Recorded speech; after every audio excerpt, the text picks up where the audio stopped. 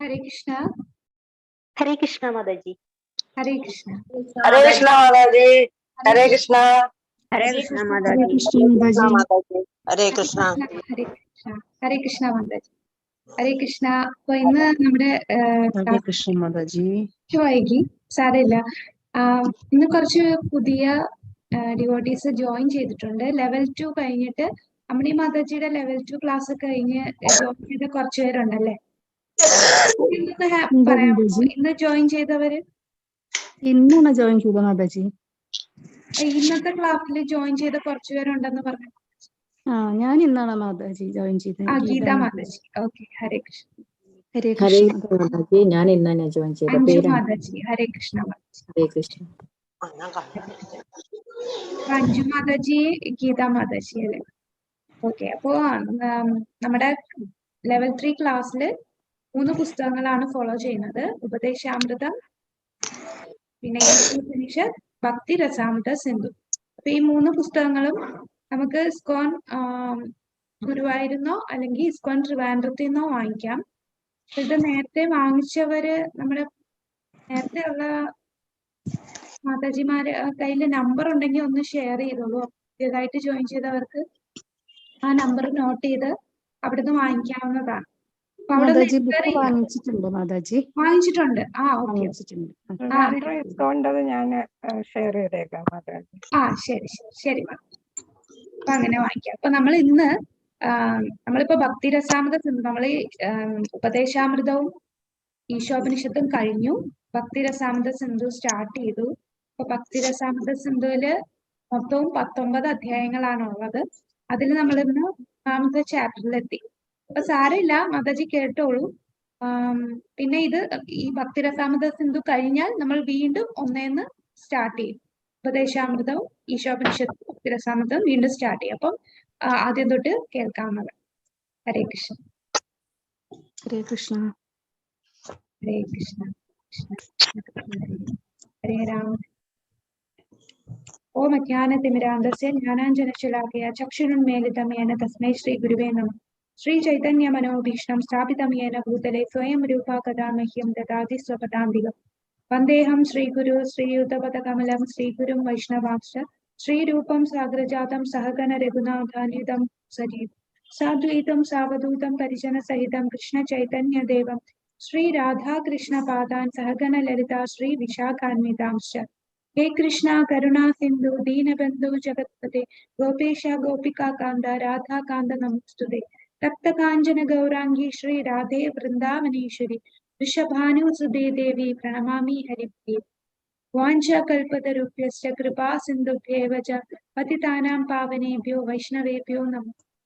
नमो विष्णुपादाय कृष्णप्रेष्ठाय भूतले श्रीमदे भक्तिवेदान्त स्वामिनिधि नामिने. नमस्ते सरस्वते देवे गौरवाणी प्रचारिणे निर्विशेष शून्यवादी पाश्चात्य देशधारिणे. जय श्री कृष्ण चैतन्य प्रभु नित्यानंद श्री अद्वैत गदाधर श्रीवासादि गौर भक्तवृंद. हरे कृष्णा कृष्णा कृष्णा हरे हरे हरे राम राम राम हरे हरे.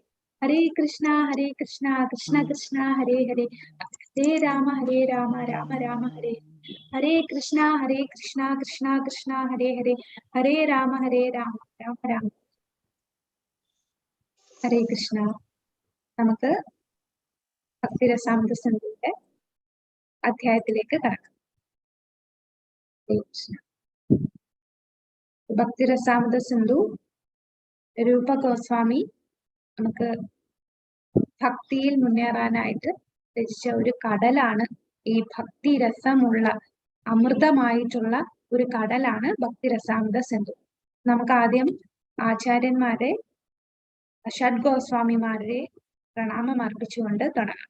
ശ്രീ ശ്രീ രാധാ ഗോവിന്ദ കി ജയ്.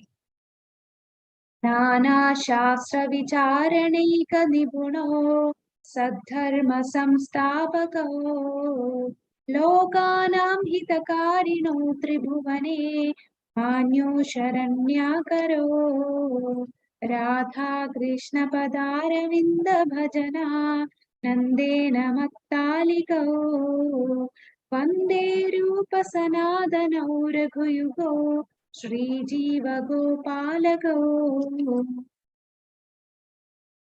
അടുത്തതായി ശുദ്ധ ഭക്തി സേവനത്തിന്റെ നിർവചനം നമ്മൾ ആദ്യം ഇൻട്രൊഡക്ഷൻ പാർട്ടിൽ കണ്ട ശ്ലോകമാണ്. എന്താണ് ശുദ്ധ ഭക്തി? അന്യാഭിലാഷിതാശൂന്യം ജ്ഞാനകർമാദനാവൃതം അനുകൂല്യേന കൃഷ്ണാനുശീലനം ഭക്തിരുത്തമ. അന്യ അഭിലാഷങ്ങൾ ഒന്നുമില്ലാതെ ഭൗതികമായ ലാഭത്തിനോ ഫലവത്തായ പ്രവർത്തനങ്ങളിലൂടെയോ തത്വചിന്താപരമായ ഊഹാപോഹങ്ങളിലൂടെയോ ഉള്ള നേട്ടമോ ആഗ്രഹിക്കാതെ ഭഗവാനോട് ഒരാൾ അതീന്ദ്രിയമായ, ഭഗവാൻ അനുകൂലമായ, അതായത് ഭഗവാന് സ്നേഹപൂർവമായ സേവനം അനുഷ്ഠിക്കണം. അതിനെയാണ് ശുദ്ധമായ ഭക്തി സേവനം എന്ന് പറയുന്നത്. സർവോപാധി വിനിർമുക്തം തത്പരത്വേന നിർമ്മലം ഋഷികേന ഋഷികേശ സേവനം ഭക്തിരുച്യതേ. അത ശ്രീകൃഷ്ണ നാമാദി ന ഭവേത് ഗ്രാഹ്യമിന്ദ്രിയേ ദേവോന്മുഖേ ഹി ജിഹ്വാദോ സ്വയം ഏവ സ്ഫുരത്യതഃ. ഹരേ കൃഷ്ണ. അപ്പൊ നമ്മള് അധ്യായം 1 സാമാന്യ ഭക്തിയാണ്. സാമാന്യ ഭക്തിയില് നമ്മൾ അധ്യായം 1 ചില കാര്യങ്ങൾ കണ്ടു. എന്താണ് ഭക്തിയില് നമ്മളെ ഭക്തിയുടെ ചില സവിശേഷതകളെ കുറിച്ച് നമ്മൾ കണ്ടിരുന്നു. പിന്നെ ഭക്തി സേവയുടെ ആത്മീയ ആനന്ദം, ആ ഭക്തിരസം ഭക്തി സേവനത്തിന്റെ ശാസ്ത്രത്തിൽ പരിശീലിപ്പിച്ചുകൊണ്ട് ആ ഒരു രുചി നമുക്ക് കിട്ടും. പിന്നെ മംഗളാചരൺ കണ്ടു, ശുദ്ധമായ ഭക്തി സേവനത്തിന്റെ നിർവചനം നമ്മൾ കണ്ടു. ഇതെല്ലാം കഴിഞ്ഞ ക്ലാസ്സിൽ നമ്മൾ കണ്ട കാര്യങ്ങൾ പറയുകയാണ്. അപ്പൊ അധ്യായം 1 സവിശേഷതകൾ ഏതൊക്കെയാണ് സവിശേഷതകൾ എന്ന് ഓർമ്മയുണ്ടോ? ഹരേ കൃഷ്ണ. ആദ്യത്തെ അധ്യായത്തിൽ നമ്മൾ കണ്ട ആ സവിശേഷതകൾ ക്ലേശാഗ്നി, ശുഭദ മോക്ഷലഗൃഹ സുദർലഭ ചന്ദ്രാനന്ദ വിശേഷാത്മ ശ്രീകൃഷ്ണാകർഷണം. ഹരിബോൽ. അതെ, അതാണ് നമ്മള് കണ്ട ഭക്തി സേവനത്തിന്റെ സവിശേഷതകൾ കണ്ടു. പിന്നെ രണ്ടാമത്തെ, അപ്പൊ നമ്മളൊക്കെ പറഞ്ഞു ഈ നമ്മുടെ ഭക്തിരസാമൃത സിന്ധുവില് ആദ്യത്തെ 19 അധ്യായങ്ങളാണ് നമ്മൾ കാണുന്നത്. അപ്പൊ അതിനെ മൊത്തവും ഭക്തിരസാമൃത സിന്ധുവിനെ 4 ദിശകളായിട്ട് വേർതിരിച്ചു. പൂർവ്വദിശ, ഉത്തര ദിശ, ദക്ഷിണ ദിശ, അങ്ങനെ നോർത്ത്, സൗത്ത്, ഈസ്റ്റ്, വെസ്റ്റ് ആയിട്ട് 4ആയിട്ട് ഡിവൈഡ് ചെയ്തിട്ടുണ്ട്. അതിൽ നമ്മൾ എടുക്കുന്ന ഏത് ദിശയാണ്? നമ്മളിപ്പോൾ ലെവൽ 3 പഠിക്കുന്ന ഏത് ദിശ മാത്രമേ എടുക്കുന്നുള്ളൂ?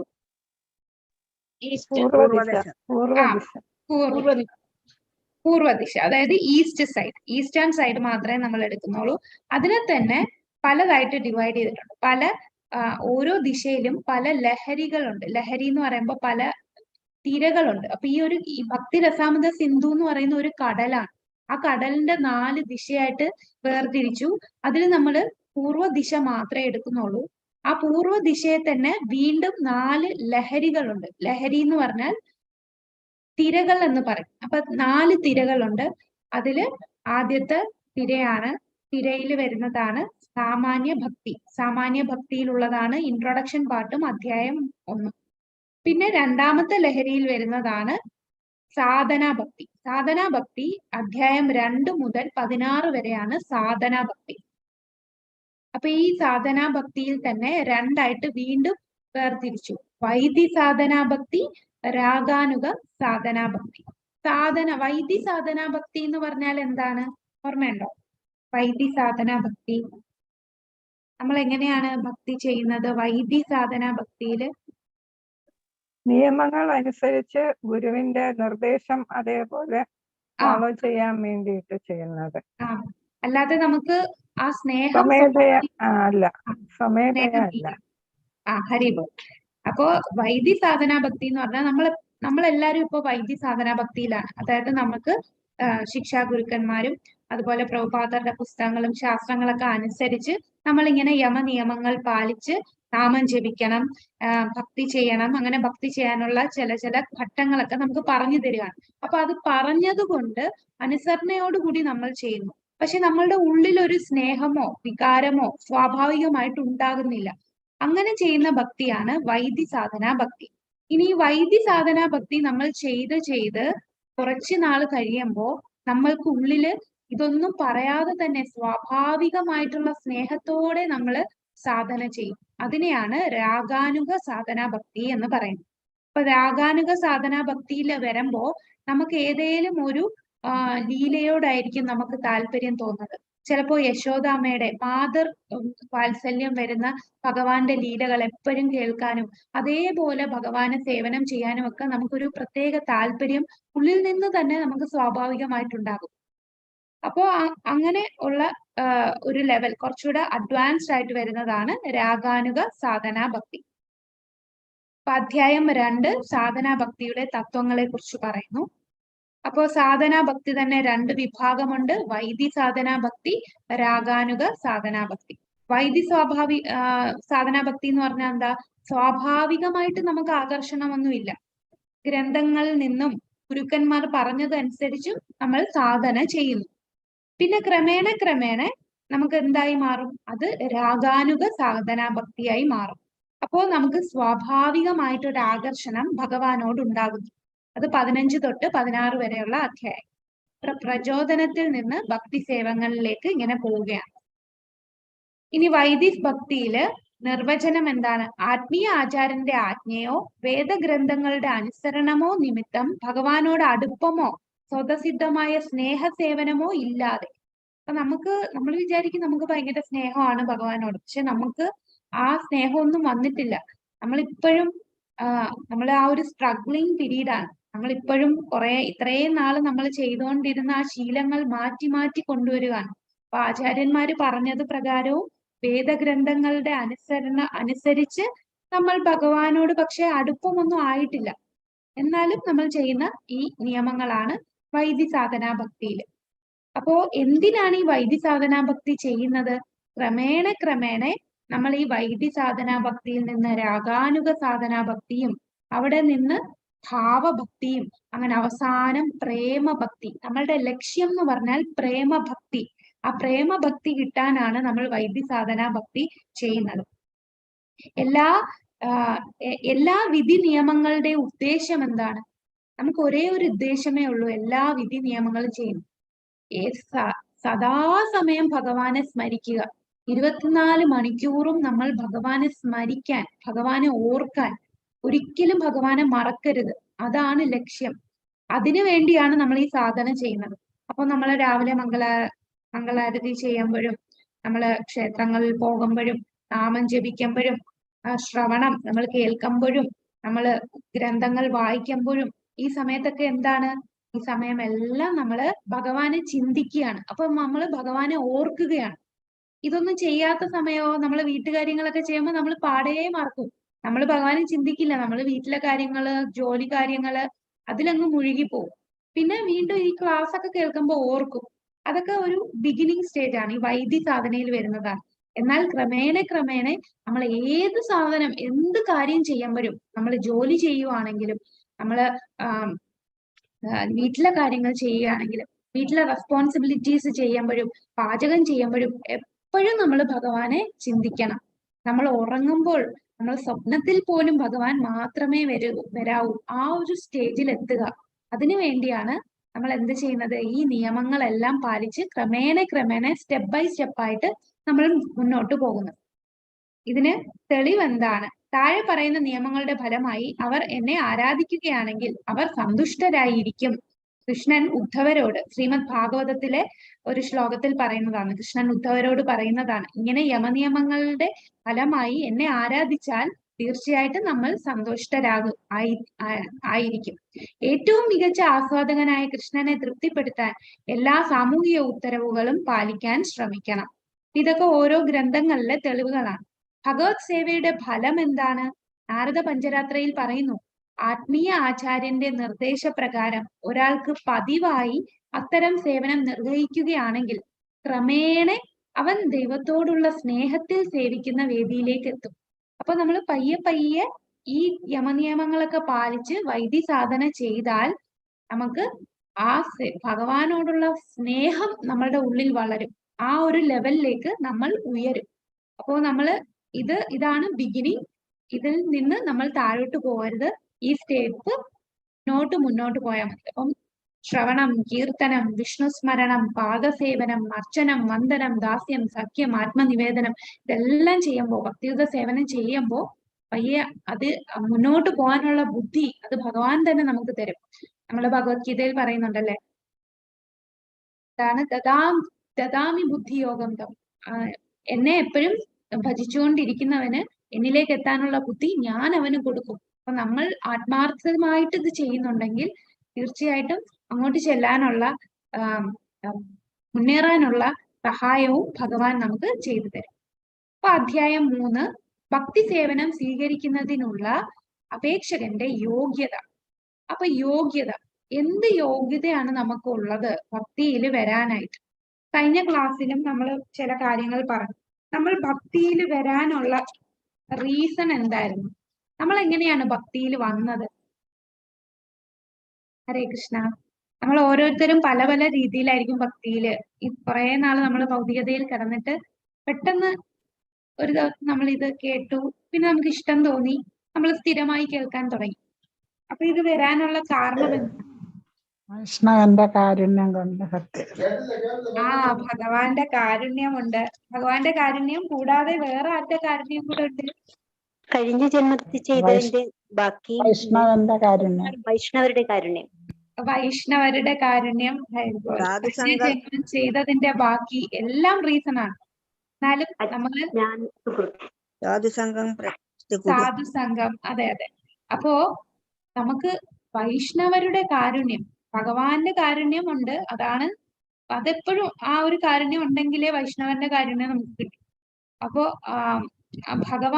വൈഷ്ണവരുടെ കാരുണ്യം, വൈഷ്ണവർ എന്ന് പറഞ്ഞാൽ ആരും ആകാം. അപ്പൊ നമ്മൾ ചിലപ്പോ ഈ 18 ദിവസത്തെ ഭഗവത്ഗീത, 18 ഡേയ്സ് ഭഗവത്ഗീത ഇസ്കോൺ മാംഗ്ലൂർ നടത്തുന്നു. നമ്മളൊരു മെസ്സേജ്, ആരോ ഫോർവേഡ് ചെയ്ത ഒരു മെസ്സേജ് ക്ലിക്ക് ചെയ്ത് നമ്മൾ ജോയിൻ ചെയ്തു.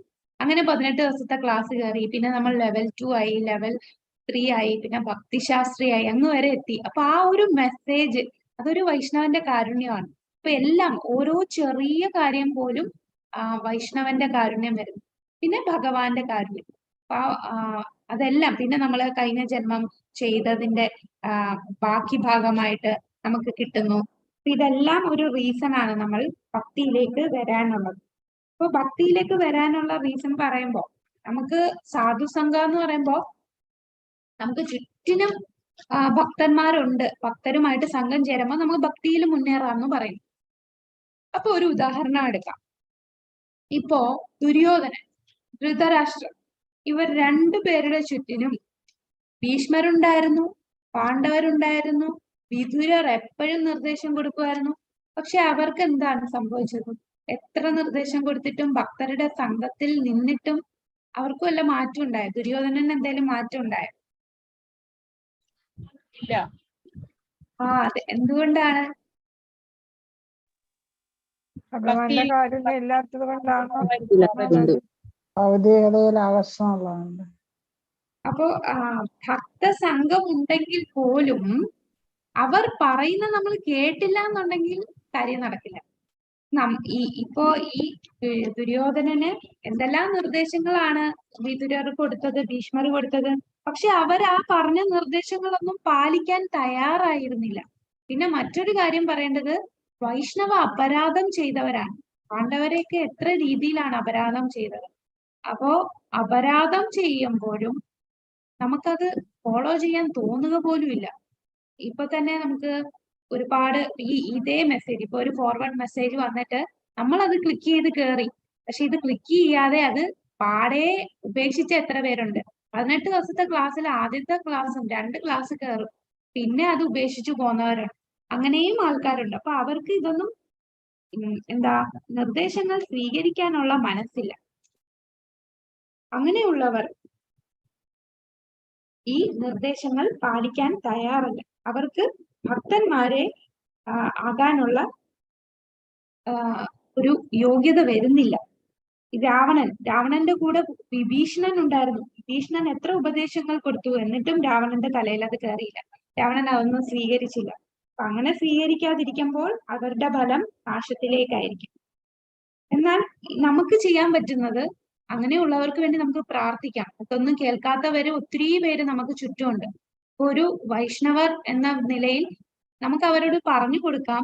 അവർ കേട്ടില്ല എന്നുണ്ടെങ്കിൽ നമ്മളുടെ കടമ നമ്മൾ ചെയ്തു. പക്ഷെ സ്വീകരിക്കുക എന്നുള്ളത് ആ വ്യക്തിയുടെ കടമയാണ്. അത് ചെയ്തില്ല എന്നുണ്ടെങ്കിൽ പിന്നെ നമുക്ക് ചെയ്യാൻ പറ്റുന്നത് അവർക്ക് വേണ്ടി പ്രാർത്ഥിക്കുക എന്നുള്ളതേ ഉള്ളൂ. നമുക്ക് നോക്കാം ഈ അധ്യായത്തിൽ എന്തൊക്കെയാണ് കാണുന്നത്. സ്വീകരിക്കുന്നതിനുള്ള സ്ഥാനാർത്ഥിയുടെ യോഗ്യത. വൈദ്യസാധന ഭക്തി ആരംഭിക്കുന്നതിനും മുന്നേറുന്നതിനുമുള്ള യോഗ്യതയാണ്. അപ്പൊ യോഗ്യതയെ കുറിച്ച് പറയുന്നു. അറിവും പരിത്യാഗവും ആവശ്യമാണോ? മുന്നേറാനുള്ള യോഗ്യതയുടെ തലങ്ങൾ, കനിഷ്ഠ ഭക്തിയുടെ വൈവിധ്യങ്ങൾ, ആരാണ് മികച്ചത്, ഭക്തിയിൽ മുന്നേറുന്നതിന്റെ തടസ്സം, ഏറ്റവും പ്രധാനപ്പെട്ട ആവശ്യം എന്താണ്? ഇത്രയും കാര്യങ്ങളാണ് നമ്മൾ ഈ അധ്യായത്തിൽ കാണാൻ പോകുന്നത്. അപ്പൊ ആദ്യം നമ്മൾ പറയാൻ പോകുന്നത് ഭക്തി. അത് ഭഗവാൻ തരുന്ന ഒരു അനുഗ്രഹമാണ്. അപ്പൊ ഭക്തി എന്ന് പറഞ്ഞാൽ ഇതിൽ പറയുന്നുണ്ട്, സ്ലൈഡിലാണ്. യോഗ്യത. യോഗ്യത എന്ന് പറഞ്ഞാൽ കൃഷ്ണന്റെ സേവനത്തിലേക്കുള്ള ആകർഷണം. അതെങ്ങനെ കിട്ടുന്നു? ഭക്തന്മാരുടെ കാരുണ്യം, ഭക്തന്മാരുമായിട്ട് സംഘം ചെയ്യുമ്പോൾ കിട്ടുന്നു. പിന്നെ ഭഗവാന്റെ കാരുണ്യം. അപ്പൊ ഭഗവാന്റെ കാരുണ്യം, വൈഷ്ണവരുടെ സംഘം അല്ലെ വൈഷ്ണവരുടെ കാരുണ്യം, ഇതെല്ലാം ചേർന്നുമ്പോഴാണ് നമുക്ക് ഭഗവാനിലുള്ള ആകർഷണം കിട്ടുന്നത്. അങ്ങനെയുള്ളവർക്കാണ് വൈദ്യസാധന നമുക്ക് ചെയ്യാൻ. ഇത്രയും നിയമങ്ങളൊക്കെ ഉണ്ട് എന്ന് പറഞ്ഞിട്ട് നമ്മൾ ഇട്ടിട്ട് പോയിട്ടില്ല. ഇട്ടു പോവാതെ പറഞ്ഞ പോലെ ചെയ്യാനായിട്ട് നമുക്ക് സാധിച്ചത്. അപ്പൊ ഭഗവാന്റെ കാരുണ്യം, ഭക്തന്മാരുടെ കാരുണ്യം. അപ്പൊ ഇതിനു മുമ്പ് നമുക്ക് ഈ വൈദ്യ സാധനയൊക്കെ ചെയ്യുന്നതിന് വേണ്ടി ഒരുപാട് അറിവും നമ്മളെല്ലാം ഉപേക്ഷിക്കണോ? നമ്മളെല്ലാം പരിത്യജിച്ച് ആണോ ഇത് ചെയ്യേണ്ടത്? അല്ല, ഇതിന്റെ ഒന്നും ആവശ്യമില്ല. ഇതിന് ഒരു മുൻ വ്യവസ്ഥയുമില്ല. ഇതിൽ അധികവും ഹൃദയത്തെ കഠിനവും വികാരരഹിതവുമാക്കുന്നു. അതായത് പരിത്യാഗികളായിട്ടുള്ള വ്യക്തികളാണെങ്കിൽ അവരുടെ ഹൃദയം കഠിനമാകും, വികാരരഹിതമാകും. അതിനെക്കുറിച്ച് നമ്മൾ ഇനി പറയുന്നുണ്ട്, ആരാണ് ഇങ്ങനെ കഠിന ഹൃദയരായിട്ടുള്ളത്. ഇനി മുന്നേറാനുള്ള യോഗ്യതയുടെ ഗ്രേഡ് എന്ന് പറഞ്ഞാൽ വൈദ്യസാധന സേവനത്തിൽ ശാസ്ത്രത്തിന്റെയും ഗുരുവിന്റെയും പ്രചോദനം കൊണ്ടാണ് അതിൽ വിശുദ്ധ ഗ്രന്ഥങ്ങളിലെ വിശ്വാസവും അറിവും യോഗ്യത നിർണ്ണയിക്കുന്നത്. അപ്പൊ നമ്മൾ വൈദ്യസാധന ഭക്തി ചെയ്യുമ്പോൾ ആ ലെവലിൽ തന്നെ നിന്നാ മതിയോ? നമുക്ക് പയ്യെ പയ്യെ നമ്മളുടെ ലക്ഷ്യം എന്താണ്? പ്രേമഭക്തി.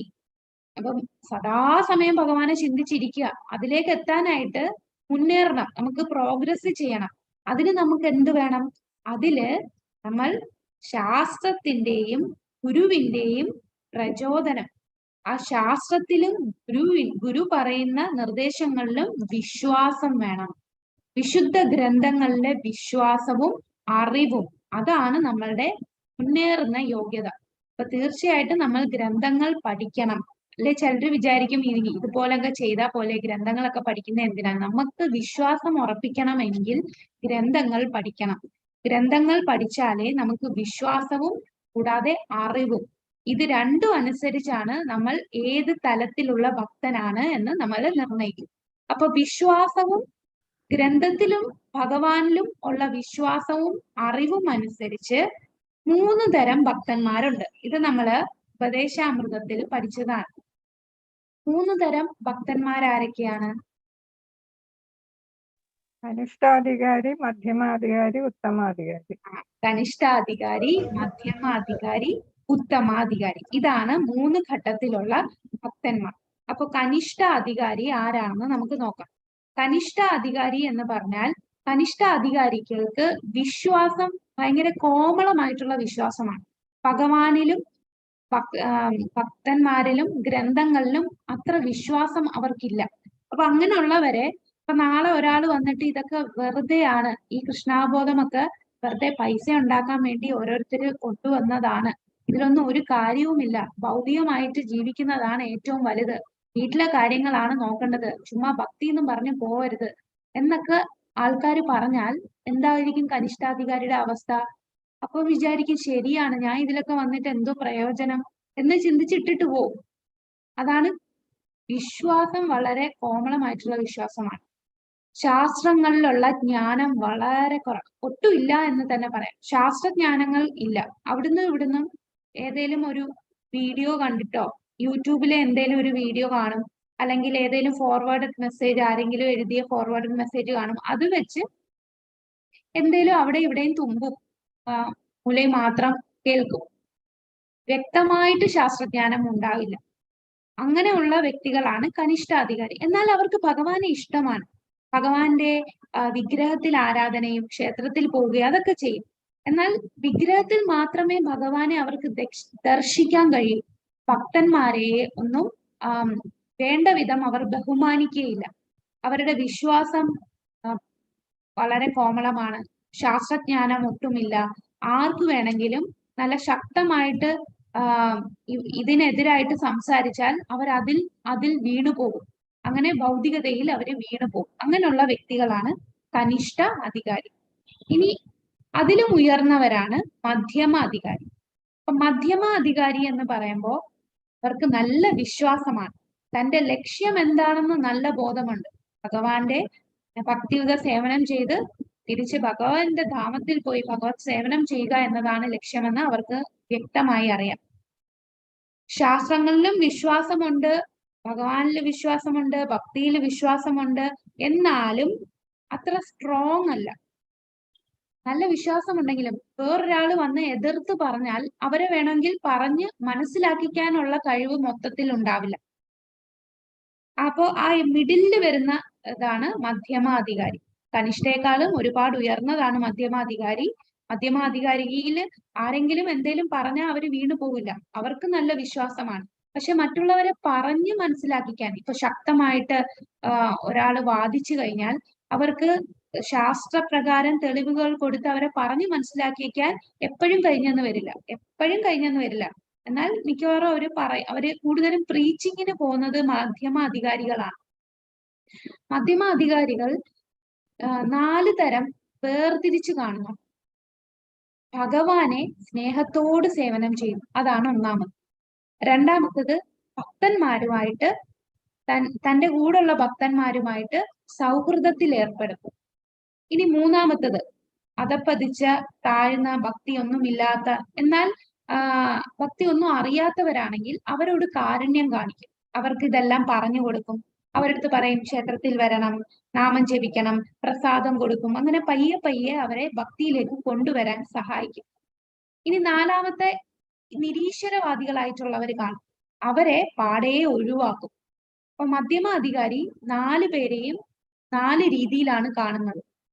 ഒന്ന്, ഭഗവാനോട് സ്നേഹത്തോടെ സേവനം ചെയ്യുന്നു, ഭക്തന്മാരുമായിട്ട് സൗഹൃദത്തിൽ ഏർപ്പെടുന്നു, അധപ്പതിച്ച താഴ്ന്ന ഭക്തിയില് തീരെ താഴ്ന്നുള്ള ആൾക്കാരെ സ്നേഹപൂർവ്വം അവർക്ക് കാരുണ്യം കൊടുത്ത് അവരെ ഭക്തിയിലേക്ക് ഉയർത്താൻ ശ്രമിക്കുന്നു.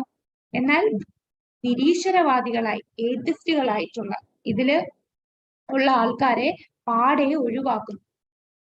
ഈ മധ്യമ അധികാരികളാണ് പ്രീച്ചിങ്ങിൽ പോകേണ്ടത്.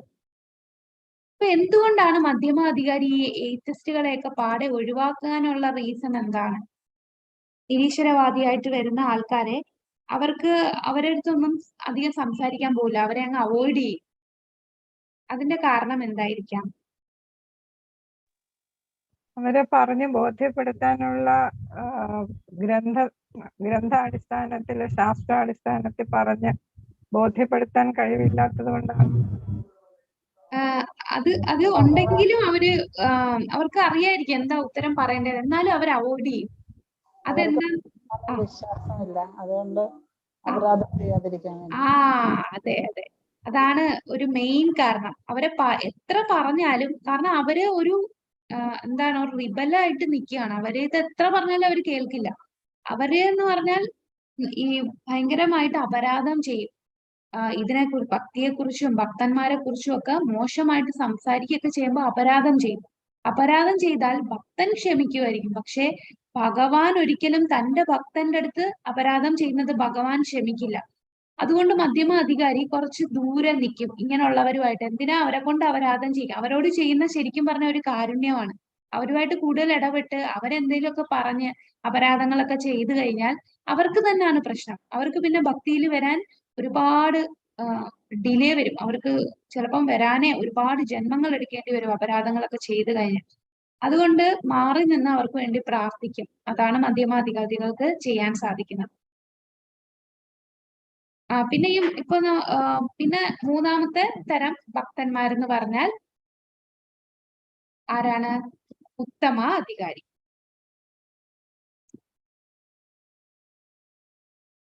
ഉത്തമ അധികാരി എന്ന് പറഞ്ഞാൽ അചഞ്ചലമായിട്ടുള്ള വിശ്വാസമാണ് ഭഗവാനിലും, അതുപോലെ പൂർണ്ണമായ ജ്ഞാനമാണ് വേദഗ്രന്ഥങ്ങൾ. ഉത്തമാധികാരിക്ക് ബെസ്റ്റ് എക്സാമ്പിൾ നമ്മുടെ പ്രഭുപാദൻ. ഒന്നുപോലും അറിയാതെ കാണില്ല. ഉത്തമാധികാരി എന്ന് പറഞ്ഞാൽ പ്രേമഭക്തി ലഭിച്ച ഭക്തന്മാരാണ് ഉത്തമാധികാരികൾ. അവർക്ക് അത്രയും വിശ്വാസമാണ്. അപ്പൊ എങ്ങനെ ഭക്തി എല്ലാവർക്കും പകർന്നു കൊടുക്കാം എന്നുള്ള ചിന്ത മാത്രമേ അദ്ദേഹത്തിനുള്ളൂ. എങ്ങനെ കൂടുതൽ കൃഷ്ണാബോധം ലോകമെമ്പാടും പ്രചരിപ്പിക്കണം. പിന്നെ ഉത്തമ അധികാരി ഇങ്ങനെ വേർതിരിച്ച് ആരെയും കാണില്ല. എല്ലാരെയും ഒരുപോലെ കാണും. എല്ലാരെയും ഭഗവാന്റെ അംശമായിട്ട് കാണും. ഓരോ വ്യക്തിയെയും, ഓരോ ജീവജാലങ്ങളെ കണ്ടാലും ഇതെല്ലാം ഭഗവാന്റെ ആത്മീയ സ്ഫുലിംഗങ്ങളായിട്ടാണ് കാണുന്നത്. അതുകൊണ്ട് ആരെയും വേർതിരിച്ച് കാണാൻ ഉത്തമ അധികാരിക്ക് സാധിക്കില്ല. അങ്ങനെ വേർതിരിച്ച് കാണാതിരുന്നാൽ പ്രചരണം ചെയ്യുന്നത് ബുദ്ധിമുട്ടാണ്. കാരണം ഇതുപോലെയുള്ള എയ്ത്തിസ്റ്റുകളെ കണ്ടാലും അവരടുത്തും ഇങ്ങനെ ഉപദേശിക്കാൻ പോകുമ്പോൾ അവര് അപരാധം ചെയ്യും. അതുകൊണ്ട് ഉത്തമ അധികാരി ഒരു ലെവല് താഴ്ന്നു വരും. മധ്യമ അധികാരി ലെവലിലൊക്കെ ഇറങ്ങി വന്നാണ് പ്രീച്ചിങ് ചെയ്യുന്നത്. അപ്പൊ പ്രഭുപാദർ അമേരിക്കയിലൊക്കെ പോയി പ്രീച്ച് ചെയ്തത് അദ്ദേഹം ഇതുപോലെ മധ്യമ അധികാരിയായിട്ട് വന്നിട്ടാണ്. അപ്പൊ ഉത്തമ അധികാരിക്ക് ആരെയും വഴക്കു പറയാനോ ശാസിക്കാനോ ഒന്നും പറ്റില്ല. ഉത്തമാധികാരി എല്ലാരെയും ഭഗവാനായിട്ട് കാണുകയാണ്. അപ്പൊ അതുകൊണ്ട് ഒരു മധ്യമ ലെവലിലേക്ക് ഇറങ്ങി വന്നാലേ നിർദ്ദേശങ്ങൾ കൊടുക്കാനും ശാസിക്കേണ്ടടുത്ത് ശാസിക്കാനും ഒക്കെ സാധിക്കുകയുള്ളൂ. അതുകൊണ്ട് അദ്ദേഹം ഈ ഒരു ലെവലിലേക്ക് ഇറങ്ങി വന്ന് പ്രീച്ച് ചെയ്യുകയാണ് ചെയ്യുന്നത്. ഏറ്റവും ഉയർന്ന ഭക്തി, വിശ്വാസത്തിലും ജ്ഞാനവും അനുസരിച്ച് ഏറ്റവും ഉയർന്നത് ഏതാണ്? നമ്മൾ പറഞ്ഞ ഉത്തമ അധികാരി. ഉത്തമ അധികാരിയാണ് ഭഗവാനെ പൂർണ്ണമായി മനസ്സിലാക്കിയ വ്യക്തിയാണ്. ഭക്തി പെർഫെക്റ്റ് ആയിട്ട് ഭക്തിയുടെ പാത മനസ്സിലാക്കിയ വ്യക്തിയാണ് അദ്ദേഹം. പ്രേമഭക്തി ലഭിച്ച വ്യക്തിയാണ്. വിശ്വാസവും ജ്ഞാനവും ഏറ്റവും ഉന്നതിയിൽ, ഔന്നിത്യത്തിൽ നിൽക്കുന്ന വ്യക്തിയാണ് ഉത്തമാധികാരി. എല്ലാ നിയമങ്ങളും ഒരു തടസ്സവും കൂടാതെ നിയമങ്ങൾ പാലിക്കുന്ന വ്യക്തിയാണ് ഉത്തമാധികാരി. അപ്പൊ നമ്മളിപ്പം 3 തരം ഭക്തന്മാരെ കുറിച്ച് പറഞ്ഞു. എന്ത് ബേസ് ചെയ്താണ്? അവരിൽ വിശ്വാസവും, ശാസ്ത്രത്തിലും ഭഗവാനിലുമുള്ള വിശ്വാസവും ശാസ്ത്രത്തിലുള്ള ജ്ഞാനവും അനുസരിച്ചാണ് ഈ 3 ക്ലാസിഫിക്കേഷൻ: ഉത്തമാധികാരി, മധ്യമാധികാരി, കനിഷ്ഠ അധികാരി. അപ്പൊ ശുദ്ധ ഭക്തന്മാരുമായിട്ട് നമ്മൾ സംഘം ചേരുമ്പോഴേ നമുക്ക് കൂടുതൽ ഭക്തിയിൽ പുരോഗമിക്കാൻ സാധിക്കുകയുള്ളൂ. അപ്പോ നമ്മൾക്ക് ഇപ്പൊ ഭക്തിയിൽ വരണമെങ്കിൽ തീർച്ചയായിട്ടും നമുക്കൊരു കാര്യം വേണം. നമ്മൾ പുണ്യം ചെയ്തവർക്ക് ഭക്തിയിൽ വരാൻ സാധിക്കും. അപ്പൊ പുണ്യം എന്ന് പറഞ്ഞാൽ നമ്മൾ നല്ല കർമ്മങ്ങളൊക്കെ ചെയ്യുന്നത് അത് ഒരു ഭക്തിയിൽ വരാനുള്ള ഒരു റീസൺ ആണ്. നമുക്കിപ്പോ ഭക്തി വരാനുള്ള ഒരു റീസൺ നമ്മൾ പുണ്യം ചെയ്തത് കൊണ്ടാണ്. എന്നാൽ അത് മാത്രമല്ല, വേറൊരു സംഭവം ഉണ്ട്. അതായത് നമ്മൾ അറിയാതെ ചെയ്ത പുണ്യം, നമ്മൾ പോലും അറിയാതെ അജ്ഞാത സുഹൃതി എന്ന് പറയും. അജ്ഞാത സുഹൃതി എന്ന് പറയുമ്പോ നമ്മൾ അറിയാതെ ഇപ്പം സ്ട്രീറ്റ് സങ്കീർത്തനം നടക്കുന്നത് നമ്മൾ എപ്പോഴോ കണ്ടു. അത് കണ്ടപ്പോ ഇവരെന്താണ് ഹരേ കൃഷ്ണ എന്ന് പറഞ്ഞാൽ നമ്മൾ ചുമ്മാ ഒന്ന് ഹരേ കൃഷ്ണ പറഞ്ഞ അവിടെ തന്നെ നമ്മൾ സുഹൃതി കേറുകയാണ്. വെറുതെ ഹരേ കൃഷ്ണ പറഞ്ഞാലും, കളിയാക്കി പോലും ഹരേ കൃഷ്ണ എന്ന് പറഞ്ഞാൽ അവിടെ നമുക്ക് സുഹൃതി കിട്ടുകയാണ്.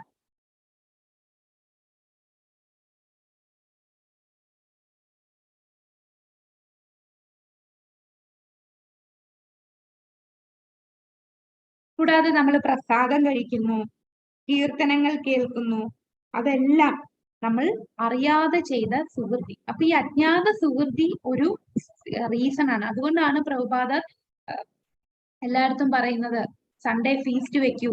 അപ്പൊ പ്രസാദം കഴിക്കാനെങ്കിലും ആൾക്കാർ വരും.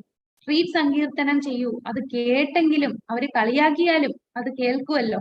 ബുക്ക് ഡിസ്ട്രിബ്യൂട്ട് ചെയ്യൂ, ഭഗവത്ഗീത ജസ്റ്റ് ഒന്ന് വായിക്കുമ്പോൾ തന്നെ അതെല്ലാം അജ്ഞാത സുഹൃത്തിയാണ്. നമുക്കറിയാം ഭക്തി എന്ന് പറയുമ്പോ നമ്മൾ ചെയ്യുന്ന ഒരു ചെറിയ കാര്യമാണെങ്കിലും അതൊന്നും നഷ്ടപ്പെടുന്നില്ല.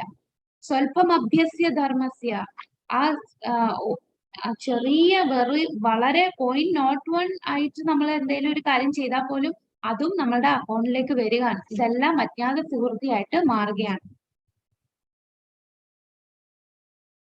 അപ്പൊ ഈ ജ്ഞാനം വളരെ പ്രധാനമാണ്. ജ്ഞാനമില്ലെങ്കിൽ നമ്മൾ എന്താണ്, നമ്മൾ നേരത്തെ പണ്ട് നമ്മളിപ്പോ കൃഷ്ണാബോധത്തിൽ വരുന്നതിന് മുമ്പ് നമ്മൾ എല്ലാ ദേവീദേവന്മാരെയും ആരാധിക്കുമായിരുന്നു. നമുക്ക് അറിഞ്ഞൂടാ ആരാണ് ദൈവം എന്ന് പോലും അറിയില്ലായിരുന്നു. ആ ജ്ഞാനം ഇല്ലാത്തത് കൊണ്ടാണ് നമ്മൾ എല്ലാരെയും അയ്യോ ഈ ദേവിയെ പ്രാർത്ഥിച്ചാൽ ആ ദേവന് മറ്റേ ദേവിക്ക് അത് വിഷമമാവില്ലേ എന്ന് നമ്മളെല്ലാം നമ്മളുടെ കൺസെപ്റ്റിലാണ് കാണുന്നത്. നമ്മൾ മനുഷ്യർക്ക് ഉണ്ടാകുന്ന വികാരം അനുസരിച്ചാണ് ദേവീദേവന്മാരെ മനസ്സിലാക്കിയിരുന്നത്.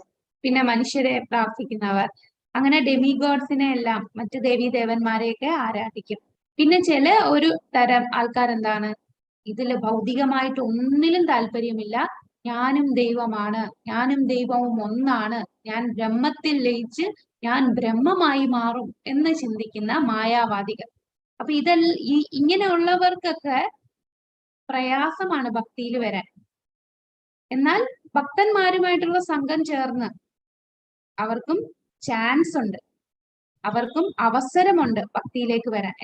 എന്നാൽ താൻ ചിന്തിക്കുന്നതാണ് ശരി എന്ന് ഉറച്ച് അതിൽ പിടിച്ചുകൊണ്ടിരിക്കുകയാണെങ്കിൽ പ്രയാസമാണ് ഭക്തിയിലേക്ക് വരാൻ. അപ്പോ ഇനി നമ്മൾ കാണുന്നു ഇതെല്ലാം നമ്മൾ കണ്ടു. യോഗ്യത എന്താന്ന് പറഞ്ഞു, ഭഗവാന്റെ കാരുണ്യം, ഭക്തന്മാരുടെ കാരുണ്യം, അങ്ങനെ ഭഗവാനിൽ ആകർഷണം തോന്നുന്നു.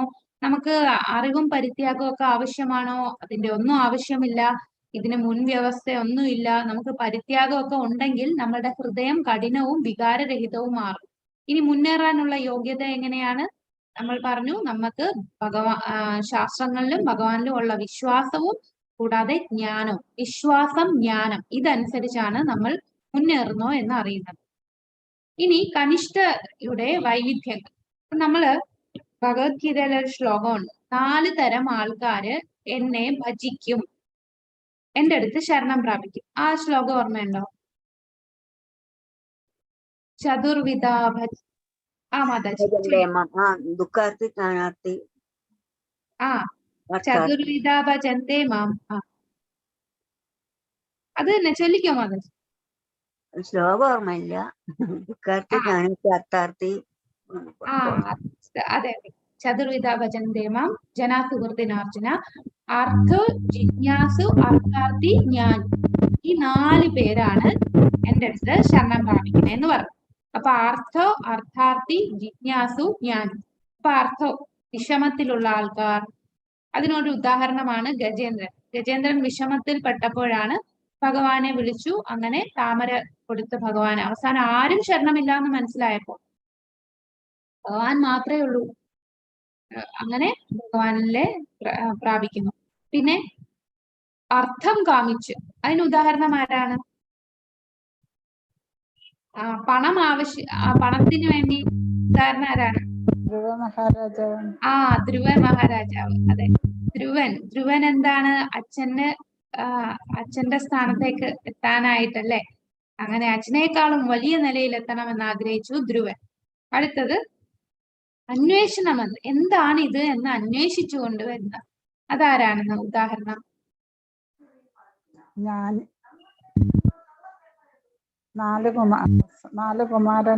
കുമാരന്മാരല്ല, അത് ജ്ഞാനിയിലാണ് 4 കുമാരന്മാർ വരുന്നത്.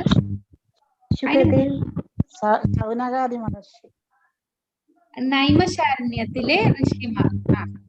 ആ ഋഷിമാരാണ്, നൈമശാരണ്യത്തിലെ ഋഷിമാരാണ് അന്വേഷാത്മകമായിട്ട് വരുന്നത്. സൂതഗോസ്വാമിയോട് ചോദിക്കുന്ന ഋഷിമാർ. ഇനി ബുദ്ധി, അതായത് ജ്ഞാനിയായിട്ടുള്ളവർ, അതാണ് കുമാരന്മാർ. അപ്പൊ ഈ 4 കുമാരന്മാരെന്ന് പറഞ്ഞാൽ ഈ 4 കുമാരന്മാർക്ക് ഭൗതികമായിട്ട് ഒരു ആഗ്രഹവുമില്ല. എന്നാൽ ഇവർ മായാവാദികളല്ല. അതായത് ബ്രഹ്മത്തിൽ ലയിച്ച് ഞാൻ ദൈവമായി മാറും എന്ന ചിന്തയുള്ളവരല്ല. അവർ ബ്രഹ്മവാദിയായിരുന്നു. ബ്രഹ്മവാദി എന്ന് പറഞ്ഞാൽ എന്താ? ബ്രഹ്മവാദി എന്ന് പറഞ്ഞാൽ അവർ ചിന്തിക്കുന്നത് ഭഗവാന് രൂപമില്ല, ആ പ്രകാശമാണ് ദൈവം, ആ ദൈവത്തെ നമ്മൾ ആരാധിക്കണം, അങ്ങനെയുള്ള ചിന്തയായിരുന്നു.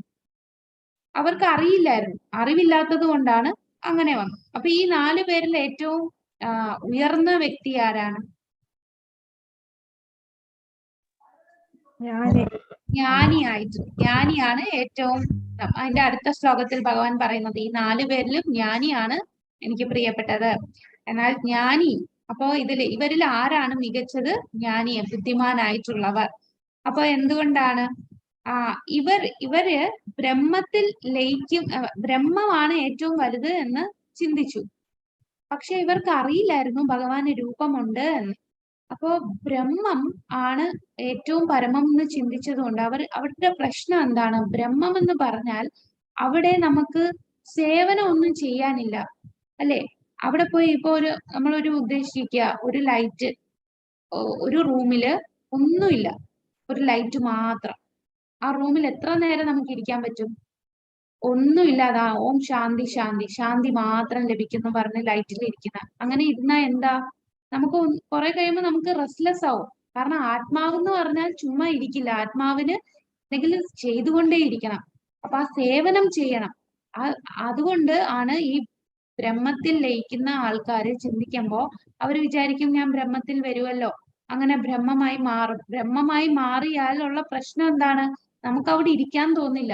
നമ്മൾ തന്നെ വിചാരിക്കും താഴോട്ട് വരാം, ഇതിലും ഭേദം താഴെ പോവായിരുന്നു എന്ന് തോന്നും. അങ്ങനെ വീണ്ടും താഴോട്ട് വരും. അപ്പൊ ഇതാണ് അവിടെ സേവനത്തിന്റെ പ്രചോദനം കുറവാണ് ഈ ബ്രഹ്മം റിയലൈസേഷൻ ഉള്ളവർക്ക്. ശാസ്ത്രങ്ങളെ കുറിച്ചുള്ള പ്രാഥമിക അറിവ് മാത്രമേ അവർക്കുള്ളൂ. നമുക്കറിയാം 3 തരത്തിൽ ഭഗവത് സാക്ഷാത്കാരം ലഭിക്കാം: ബ്രഹ്മ, പരമാത്മാ, ഭഗവാൻ. അപ്പൊ പ്രാഥമികമായിട്ടുള്ള ലെവല് മാത്രമേ ഇവർക്ക് അറിയത്തുള്ളൂ. ഈ ഉള്ളവരിൽ ബെസ്റ്റ് എന്ന് പറയുന്ന ഇവരാണ്. അവർക്ക് പ്രാഥമികമായിട്ടുള്ള അറിവുണ്ട്, എന്നാൽ ഇവർക്ക് സേവനത്തെ കുറിച്ച് അറിയില്ല. അപ്പൊ ഇവർക്ക് ശരിക്കും പറഞ്ഞാൽ ഈ 4 തരത്തിലുള്ളവർ ഭഗവത് സേവനം ആഗ്രഹിച്ചു വരുന്നവരല്ല. കനിഷ്ഠ അധികാരി എന്ന് പറഞ്ഞാൽ അറ്റ്ലീസ്റ്റ് കനിഷ്ഠ അധികാരി ഭഗവത് വിഗ്രഹത്തെ ആരാധിക്കാൻ താല്പര്യമുള്ളവരാണ്. അപ്പൊ അവിടെ ഒരു വിഗ്രഹ സേവനം ചെയ്യാൻ ആഗ്രഹിക്കുകയും വിഗ്രഹത്തിനെ സമർപ്പണം ചെയ്യുകയൊക്കെ ചെയ്യുന്നവരാണ്. പക്ഷെ അതിലും കുറച്ചുകൂടെ താഴ്ന്നതാണ് ഈ പറയുന്ന 4 തരത്തിലുള്ള ആൾക്കാർ. അതായത് വിഷമത്തിലാകുന്ന, അവർക്ക് ഭഗവാന്റെ സേവനം ചെയ്യാൻ വേണ്ടിയല്ല, വിഷമം വന്ന് വിഷമം മാറ്റാൻ വേണ്ടിയാണ് ചെല്ലുന്നത്. പണം ആവശ്യം, പണത്തിന് വേണ്ടിയാണ് ചെല്ലുന്നത്, അല്ലാതെ ഭഗവാനോട് സേവനം ചെയ്യാനുള്ള ആഗ്രഹത്തിലല്ല. എന്താണ് എന്ന് അറിയാനായിട്ടാണ്.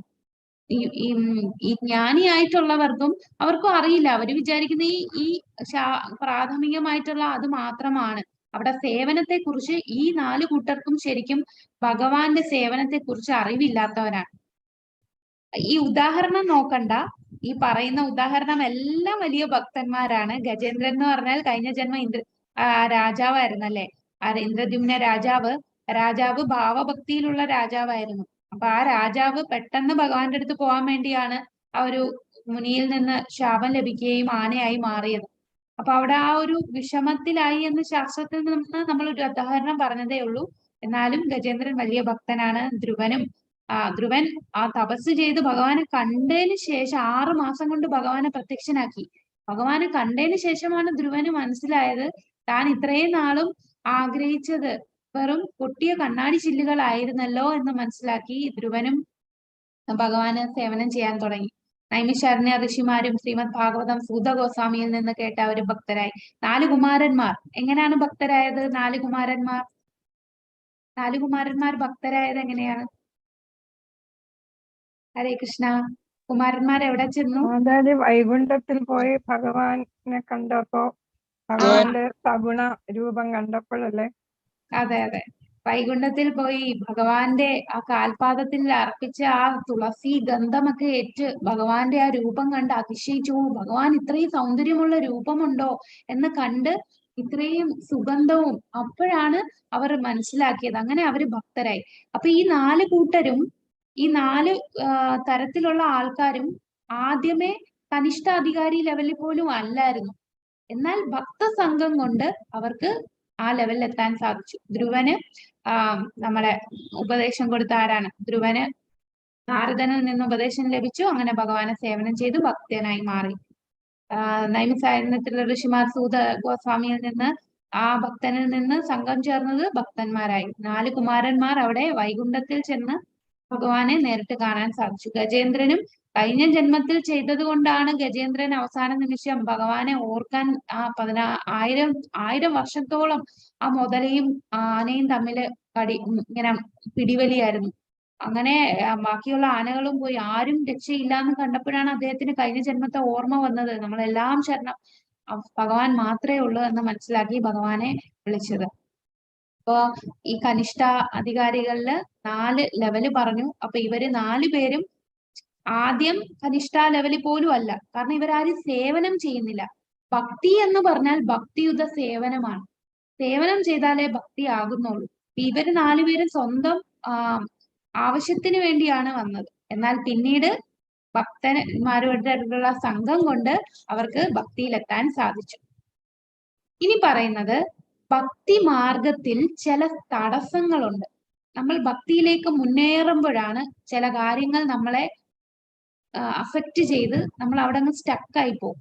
നമ്മളെ ഈ നന്നായിട്ട് റോഡിൽ പോകുമ്പോ റോഡിന്റെ കുറെ ബ്ലോക്കും കുറെ കല്ലൊക്കെ വെച്ച് ഇരിക്കുമ്പോൾ നമുക്ക് മുന്നോട്ട് പോകാൻ പറ്റുന്നില്ല. അതെന്തൊക്കെയാണ്? അതാണ് ഒന്ന്, നമുക്ക് ചില ആഗ്രഹങ്ങൾ ഉണ്ടാകും. ഏതൊക്കെയാണ്? ഭുക്തി, മുക്തി. ഭുക്തി എന്ന്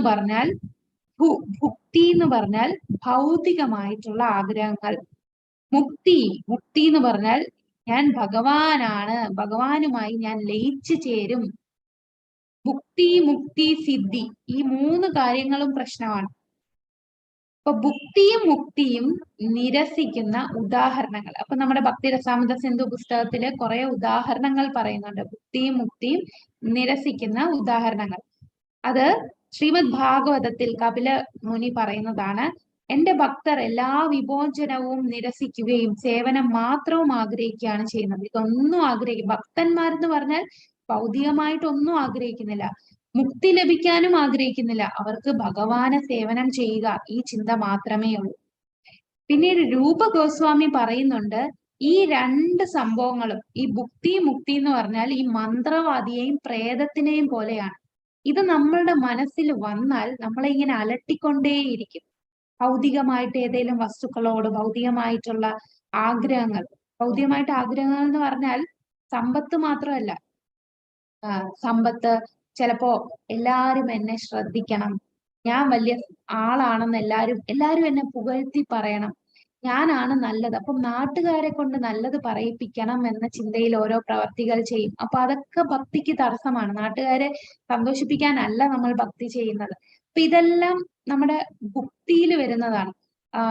എന്നെ എല്ലാരും ഫോളോ ചെയ്യണം, മറ്റു ജനം, അത് ഭക്തിയിൽ മുന്നേറുമ്പോഴും നമുക്ക് അങ്ങനെ തടസ്സം വരും. അതിന് ഉദാഹരണം പറയുകയാണെങ്കിൽ ഇപ്പം നമ്മള് നല്ലൊരു പ്രചാരനായുമ്പോ ഒരുപാട് ആൾക്കാർ നമ്മളെ ഫോളോ ചെയ്യാൻ തുടങ്ങി. ഒത്തിരി ഭക്തന്മാര് നമ്മളുടെ ക്ലാസ് കേൾക്കാൻ ആഗ്രഹിച്ചു കൊണ്ടിരിക്കുന്നു. അപ്പൊ ലക്ഷ്യം എന്താണ്? അങ്ങനെയുള്ളവരെ, ആൾക്കാരെ പ്ലീസ് ചെയ്യാൻ വേണ്ടി കാര്യങ്ങൾ പറയും. അപ്പൊ ഒരുപാട് ആൾക്കാർ അട്രാക്ട് ആവും. അപ്പൊ ഒരുപാട് എനിക്ക് ലൈക്സ് വേണം, എനിക്ക് ഒരുപാട് ഫോളോവേഴ്സ് വേണം, ഒരുപാട് സബ്സ്ക്രൈബേഴ്സ് വേണം എന്നുള്ള ചിന്ത വരിക എന്ന് പറഞ്ഞാൽ അത് ഭക്തിയായി മാറുകയാണ്. ഇതെല്ലാം ഭക്തിക്കുള്ള തടസ്സമാണ്. അപ്പൊ ഈ ഭുക്തിയും മുക്തിയും എന്താന്നാ പറയുന്നത്? ഇത് രണ്ടും നമ്മളെ പ്രേതങ്ങളായും മന്ത്രവാദിയുമായിട്ടാണ് രൂപ ഗോസ്വാമി താരതമ്യം ചെയ്യുന്നത്. ഇത് നമ്മുടെ ഹൃദയത്തെ ഇങ്ങനെ വലഞ്ഞുകൊണ്ടേയിരിക്കും. കൈകൾ കൂപ്പി എന്റെ വാതിൽക്കൽ നിൽക്കുന്ന മോക്ഷം ഞാൻ നിരസിക്കുന്നു. അപ്പൊ ശരിക്കും ഭക്തി ചെയ്യുമ്പോൾ മോക്ഷം തന്നെ കൈകൂപ്പി നമ്മളുടെ മുമ്പിൽ വന്ന് തോൽവി സമ്മതിക്കും. മോക്ഷം പോലും ആഗ്രഹിക്കില്ല ഭക്തന്മാർ. എന്താണ് മോക്ഷം എന്ന് നമ്മൾ അടുത്ത അധ്യായത്തിൽ പഠിക്കും, പലതരം മോക്ഷങ്ങളെ കുറിച്ച്. അപ്പോ മോക്ഷം ഒരു വ്യക്തിയായിട്ട് വന്ന് ഭക്തന്മാരുടെ മുമ്പിൽ കൈകൂപ്പി നിന്ന് യാചിക്കും, അവരെ പോലും നിരസിക്കും. കാരണം ഭക്തന്മാർക്ക് മോക്ഷമേ വേണ്ട.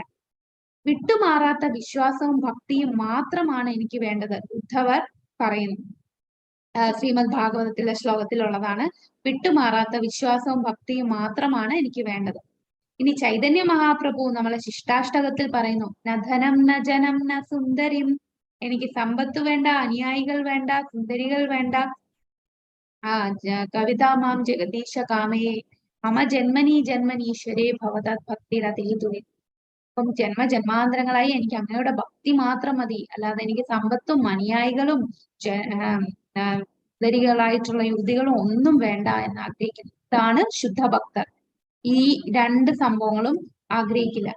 കപിലൻ പറയുന്നു, കപിലമുനി, എന്റെ ഭക്തർ എന്റെ സൗന്ദര്യത്താൽ ആകർഷിക്കപ്പെടുന്നു. ഞാൻ അവർക്ക് പ്രത്യേക സ്ഥലം നൽകുന്നു. ശ്രീമദ് ഭാഗവതത്തിൽ 3-ാമത്തെ സ്കന്ധത്തിൽ ഉള്ള ഒരു ശ്ലോകത്തിൽ പറയുക.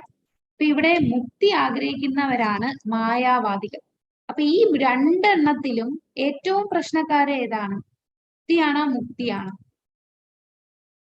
ഈ രണ്ടെണ്ണത്തിലും ഏറ്റവും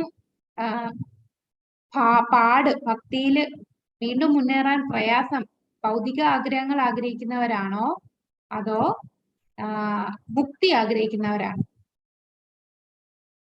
ഹരേ കൃഷ്ണ, ഒന്ന് ഗസ് ചെയ്ത് പറഞ്ഞു. മുക്തിയാണ് ഏറ്റവും പ്രശ്നം. കാരണം അവർക്ക് അതാണ് നമ്മൾ നേരത്തെ പറഞ്ഞില്ലേ, ഇവിടെ ഒരു ശ്ലോകത്തില് ഒരു പോയിന്റ് പറഞ്ഞു. അതായത് അവർക്ക് ഹൃദയം ഭയങ്കര കഠിനമാണ്. അവരുടെ ഹൃദയം കഠിനമാണ്, വികാരത. കാരണം അവർക്ക് ഓൾറെഡി ഭൗതികമായിട്ട് ആഗ്രഹമൊന്നുമില്ല. പക്ഷെ താൻ പറയുന്നതാണ് ശരി, തന്റെ കൺസെപ്റ്റ് ആണ് ശരി. ബ്രഹ്മത്തിൽ ലയിച്ച് ഭഗവാനായി ഒന്നായി മാറും, നമ്മളെല്ലാരും ഭഗവാനാണ്. അങ്ങനെയുള്ള മനസ്ഥിതി ഉള്ളവരെ ഭക്തിയിലേക്ക് കൊണ്ടുവരാനായിട്ട് പാടാണ്. അപ്പൊ ഒന്നും അറിയാത്തവരാണ്, ഭൗതിക ആഗ്രഹങ്ങളൊക്കെ ഉണ്ടെങ്കിലും അവരെ കൊണ്ടുവരാൻ എളുപ്പമാണ്. കാരണം അവർക്ക് അതിനേക്കാളും രുചി ഇതിൽ കിട്ടുമെന്ന് മനസ്സിലാക്കുമ്പോൾ, നമ്മൾ ഭഗവത്ഗീതയിൽ പഠിച്ചു, എന്തായിരുന്നു,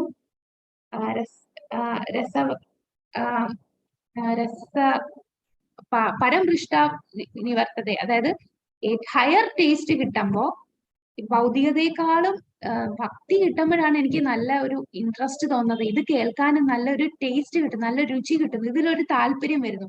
അപ്പൊ അവർക്ക് ഭൗതികമായിട്ടുള്ള ആഗ്രഹങ്ങളൊക്കെ കുറഞ്ഞ് അങ്ങ് പോകും. പക്ഷെ മുക്തി ആഗ്രഹിക്കുന്നവർക്ക് അവർ ഓൾറെഡി ഭൗതികമായിട്ട് ആഗ്രഹമൊന്നുമില്ല. പക്ഷെ അവര് ചെയ്യുന്ന ആധ്യാത്മിക പ്രവർത്തികളെല്ലാം ലക്ഷ്യം മാറിയാണ് അവർ ചെയ്യുന്നത്. ഭഗവത് സേവനം അവർ ഉദ്ദേശിക്കുന്നില്ല. ഞാൻ ദൈവമായി മാറും എന്ന ചിന്തയുള്ളതാണ്. അവരുടെ ഹൃദയം കഠിനമാണ്, വികാരരഹിതമാണ്. അപ്പൊ അവരെ പറഞ്ഞ് മനസ്സിലാക്കുകയും അവരെ ഭക്തിയിലേക്ക് കൊണ്ടുവരിക എന്നുള്ളതാണ് പ്രയാസമേറിയത്. കമ്പാരിറ്റീവ്ലി അപ്പൊ മുക്തിയാണ് പ്രയാസമുള്ളതെന്ന് നമുക്ക് മനസ്സിലായി. ഹരേ കൃഷ്ണ. അപ്പോ ഇതിനകത്തിരി കുറച്ചുകൂടെ ഉള്ളൂ. അപ്പൊ നമ്മൾ എന്താണ് പഠിച്ചത്? ഇതാണ് നമ്മളപ്പോ നമുക്ക് ഏറ്റവും പ്രധാനപ്പെട്ടത് ഭക്തി. നമ്മൾ എങ്ങനെ വൈദ്യസാധന ഭക്തി തുടങ്ങും? അത് ഭക്തന്മാരുടെ കാരുണ്യം കൊണ്ടാണ്. ഭക്തന്മാരുടെ കാരുണ്യമാണ് വൈദ്യസാധന ഭക്തി തുടങ്ങാൻ. ഇനി വൈദ്യസാധന ഭക്തി നമുക്ക് പുരോഗമിക്കാൻ എന്ത് വേണം? നമ്മൾ പക്വത വരണം. എന്തില്?